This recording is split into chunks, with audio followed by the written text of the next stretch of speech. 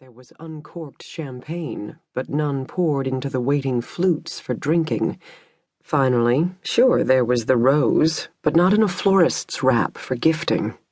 The scene felt too deliberate to her, not a crime of passion or a falling out between consenting adults, but a carefully staged production that involved months, years, perhaps even a lifetime of careful planning and consideration. In D.D.'s opinion, they weren't looking at just a crime scene. They were looking at a killer's deepest, darkest fantasy. And while this might be the first scene they were investigating, a homicide this heavily ritualized was probably not the last. When the wind blows. D.D.'s squad, the crime scene techs, the ME's office, not to mention a plethora of other investigators, had spent 6 hours working the space. They documented, dusted, diagrammed, and discussed until the sun had set, the dinner commute was on, and tempers were flaring. As lead detective, D.D. had sent everyone home with orders to refresh, then regroup.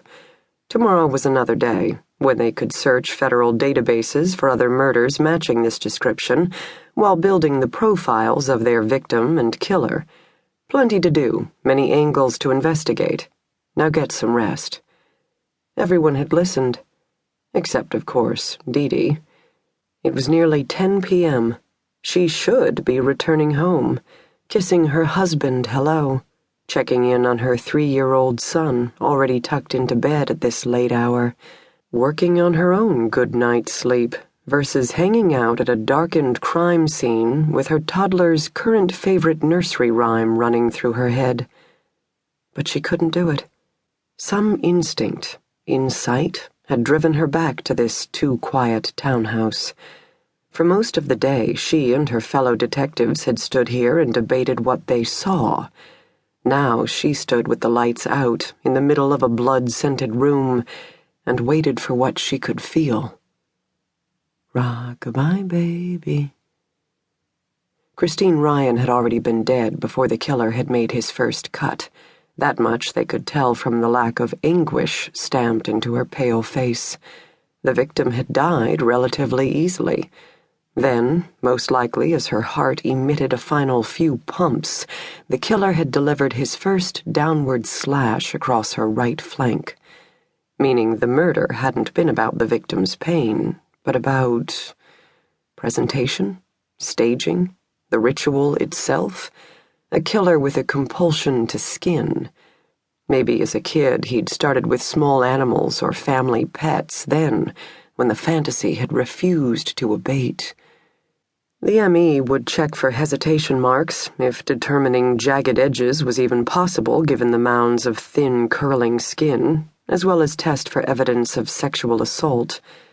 But once again, D.D. suffered a nagging sense of discomfort.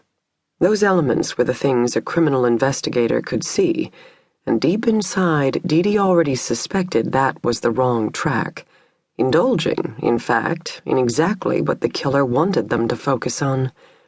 Why stage things just so, if not to manipulate your audience into seeing exactly what you wanted them to see? Then it came to her.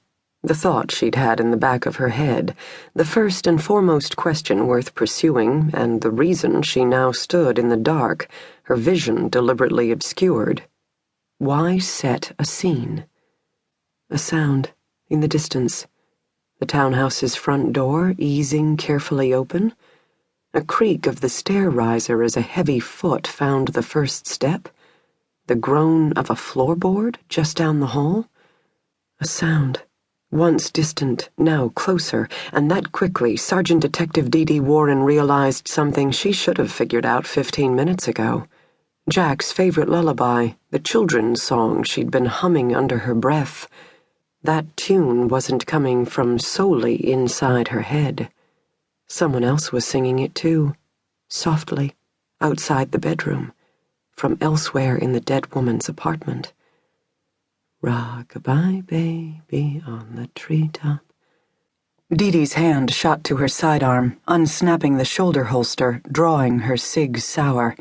She whirled, dropping into a crouch as her gaze scanned the corners for signs of an intruder. No shifts in the black.